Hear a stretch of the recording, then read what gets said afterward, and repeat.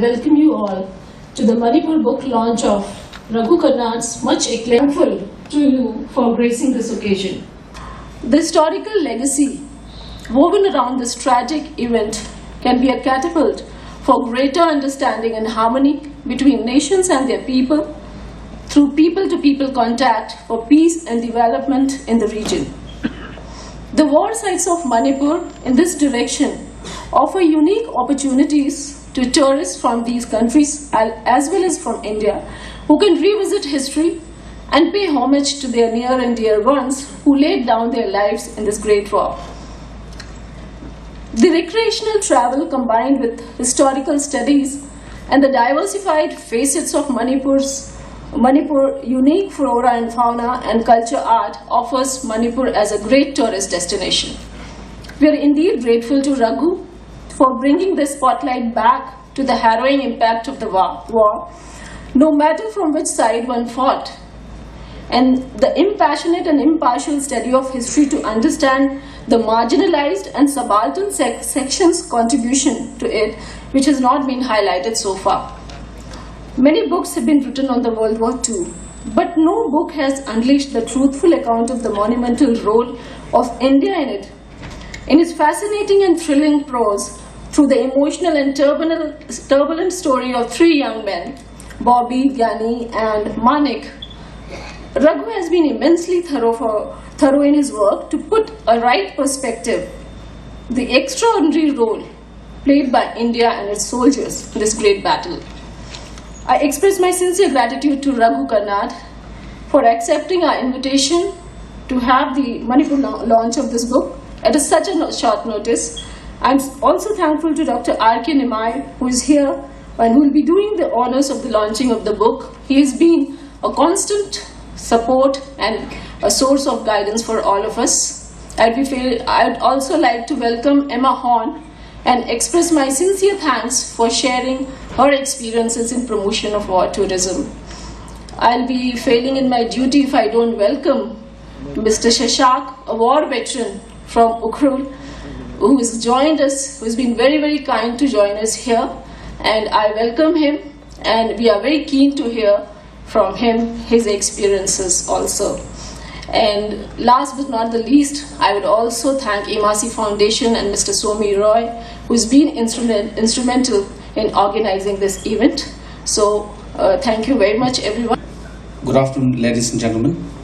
And today I will be presenting a small PowerPoint presentation on the Battle of Imphal. In 1942, the Japanese army had driven the British, Indian and Chinese troops out of Burma. Thank you. Mr. Raghu Karnad. It's such a privilege to be back here in Imphal, where this whole story begins for me. Foundation, and it's the State Tourism Department of Manipur. Thank you so much. It's a real privilege, and it means a great deal to me. And thank you all for coming here. Now, before I begin to read from the book, I just want to make a short personal introduction to the book and how I first encountered the story of the Second World War and India's war. I should start with a caveat, which is that I'm not a historian. I wasn't even an amateur historian until 3 years ago, which is when I first learned about the existence of a young man in my family. He was my grandmother's brother, whose name was Bobby Mugaseth. Now, I'd only ever known of Bobby as a photograph in my grandmother's house. He had begun to fade from my family's memory, and after my grandmother's death, and as that generation passed away and passed on, he'd reached that point where he was about to cease to exist in memory at all. But what I learned about him that day made me need to recover as much as I could about Bobby, because what I learned was that he had joined the British Indian Army in 1942, at the height of the Indian freedom struggle, and also the height of the Second World War in Asia. Now, I'm a journalist, I thought I knew a lot about Indian history, I thought I knew a fair amount about the Second World War, and yet it had never occurred to me to spend much time thinking about how those two overlapped. And it certainly never occurred to me that I might find a family story in that overlap. And when I followed it, I discovered that it wasn't just Bobby, but it was both his brothers-in-law. In fact, it was all the young men of that generation in my family who had gone off to fight for the British Empire, while their countrymen were fighting to be free of it. And they hadn't all come back, and I had no idea why. But now I had to find out. So that was the beginning of this private quest, which started here in Imphal, at a gravesite in the Imphal War Cemetery, which was the first place that I saw Bobby's name actually written out on his epitaph.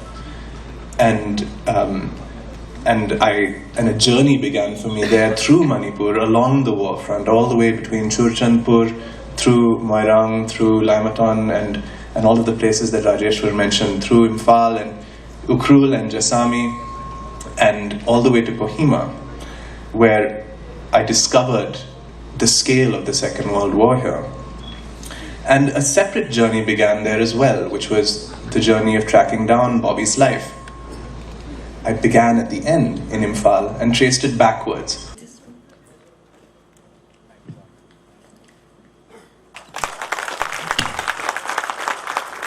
Gentlemen,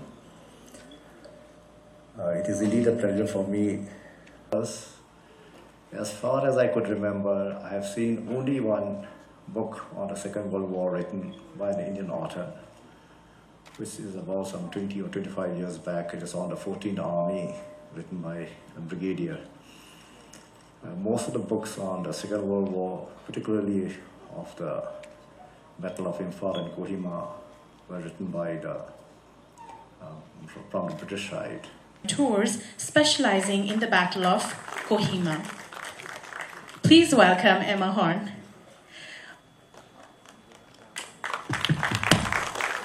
That's a great round of applause. We request you to take your seats, sir. The discussion will be moderated by L. Somi Roy, founder and managing trustee of IMASI.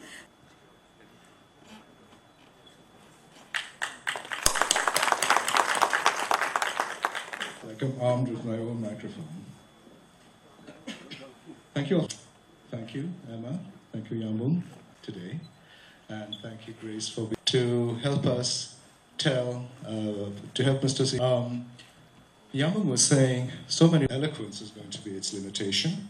But one of the things that I do want to ask you, ladies and gentlemen, I think that since we have a very special event today, I'm sure there's a lot of things that you have not put in, but the amount of research, amount of time you must have spent, and the breadth and width of what you have done is that's a bedrock of this very thrilling story that you're told, is something that I would like you to share with the national history. One is that there are advantages to writing about a forgotten chapter. If I attempted to write up the Second World War history of a different country, of a more of another major participant, say Britain or France or the USSR or China, I would have had to read through libraries after libraries before I was equipped to even make a comment. But as Dr. Nimai said, there is actually very little about India's role to start off with. Second World yamna phawraba lepangni aduga mafamni haina mana mai interest na shangshak dalaglaga ipan muna khangna khrabani. He's saying he comes with a heavy heart today. First, because during those peaceful times we were invaded by all the violence of the World War, and he said in this particular episode that we are living now, there's so much of turmoil and violence that even if it has come for him to breathe his last, he would still like to live on to see the restoration of peace among us again. Now, I mean, here is a first-hand account, and then we have the immediacy of his memories. Emma, as a person from England, what kind of reverberations of World War II to our generation were there that you felt when you were growing up? Did you hear about Manipur or the Battle of Imphal ever? Certainly not, and I think what's being said, today is quite right, that we were so focused only on what was happening in Europe, and then maybe after Pearl Harbor, what was happening in the Pacific, although for British, even the Pacific history was very poorly addressed. So, no, what was happening over here was not particularly known, although I have to say, two personal stories, which was that my mother was part of the war as a member of SOE, which is the Special Operations Executive, and she spent her war in what was then Ceylon, in radio contact with British soldiers in Burma. Mr. Shishak was relating this very interesting anecdote about M.K. Priyabhata and his conversation with him, talking about whose war it was. So, could you add a little bit more about the Manipuri response? Whose war was it? To answer, because we were not part of them, and so what should I say? We were living in the 19th century, because we hardly know the outside world. Very few people have traveled outside. The number of educated people is less than 5%. So people just don't bother, I think, during those days. Even though the elite were supporting the British, there are some people from the Merang side where the INA had penetrated, supported the Japanese. And was included in an anthology from Juzban book some years ago. And so we work in any field that my mother was involved in, including film and theater and music and environmental issues and women's issues and internationalism and so on. So we look forward to having you here with us again. We again reiterate our sorrow at the departure of our late governor, His Excellency Syed Ahmed. And but I'm very glad that we're able to join us today for this very special occasion. So I thank everyone, especially our wonderful MC, Daneshwari Devi in the back, the voiceless people, and as well as the wonderful volunteers led by Pawan and Jenny. Thank you very much, and you've been wonderful. And, thank you, and of course, thank you to MFDC for extending all the hospitality of this auditorium. And with that, without further much ado, please join us in the lobby, and you can have any other questions, any kind of interactions with Emma or Yambo or Raghu or Mr. Shishak out in the lobby. So thank you again for coming today. Good night.